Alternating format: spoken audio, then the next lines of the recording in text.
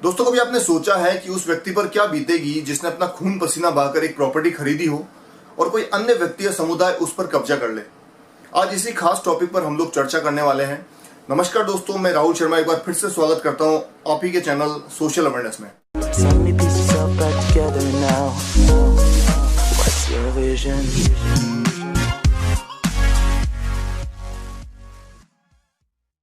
दोस्तों, एक व्यक्ति जिसने दिन रात मेहनत करके एक एक पाई जोड़कर प्रॉपर्टी बनाई हो और उस प्रॉपर्टी पर कोई अन्य व्यक्ति कब्जा कर लेता है, तो मैक्सिमम लोग तो इसी टेंशन में कोई कार्यवाही नहीं करते हैं कि जमीनी कब्जे वाले केसेस सालों तक चलते हैं, कोर्ट के चक्कर लगाने पड़ते हैं।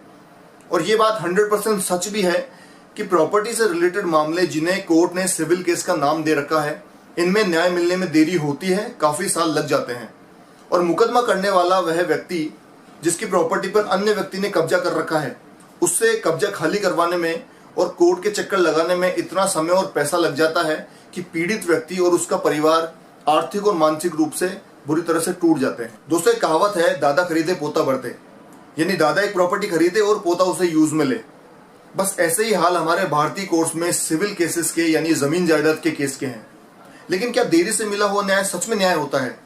इसलिए दोस्तों, आप या आपसे जुड़ा हुआ है कोई भी व्यक्ति स्वयं की संपत्ति पर कब्जा हो जाने से यदि परेशान है तो इस वीडियो को जरूर देखें और यकीन मानिए ये वीडियो आपके लिए संजीवनी बूटी का काम करने वाला है। दोस्तों, आई एम प्रीटी श्योर कि जो इन्फॉर्मेशन आज मैं लेकर आया हूं उसे जानने के बाद आप बेहद खुश होने वाले हैं और ये जानकारी आपने शायद ही पहले कभी सुनी हो। ऑनरेबल सुप्रीम कोर्ट के लेटेस्ट डिसीजन से ये क्लियर होता है कि यदि किसी व्यक्ति ने आपकी प्रॉपर्टी पर कब्जा कर रखा हो तो आप उसे फोर्सफुली यानी बलपूर्वक हटाने का अधिकार रखते हैं।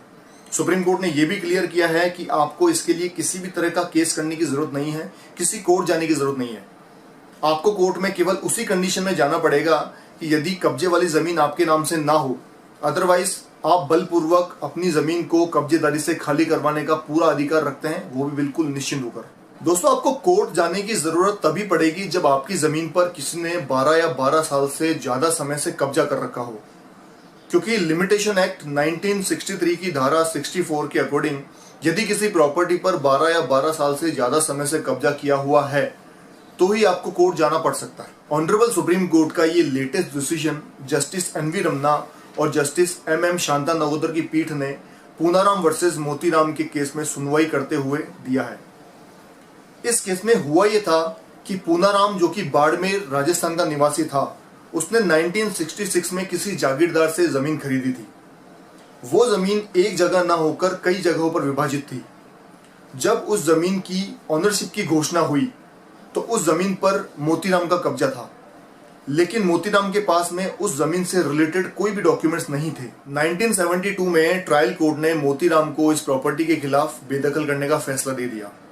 क्योंकि पूनाराम के फेवर में ट्रायल कोर्ट ने अपना फैसला सुना दिया था और पूनाराम के फेवर में जाने से व्यथित होकर मोतीराम ने ट्रायल कोर्ट के फैसले के खिलाफ हाई कोर्ट में अपील की, जिसमें माननीय राजस्थान हाई कोर्ट द्वारा मोतीराम के फेवर में यह फैसला सुना दिया गया और ट्रायल कोर्ट के फैसले को पलट दिया गया। इसके बाद पूनाराम ने राजस्थान हाई कोर्ट के फैसले को चैलेंज करते हुए ऑनरेबल सुप्रीम कोर्ट में अपील फाइल की, जिसमें लंबी सुनवाई के बाद में विवादित जमीन का वास्तविक अधिकारी पूनाराम को मानते हुए उसके फेवर में अपना अंतिम माइलस्टोन निर्णय सुनाया। सो दोस्तों, इन शॉर्ट एक बार फिर से इस ऑर्डर के कुछ बेनिफिट बता देता हूं।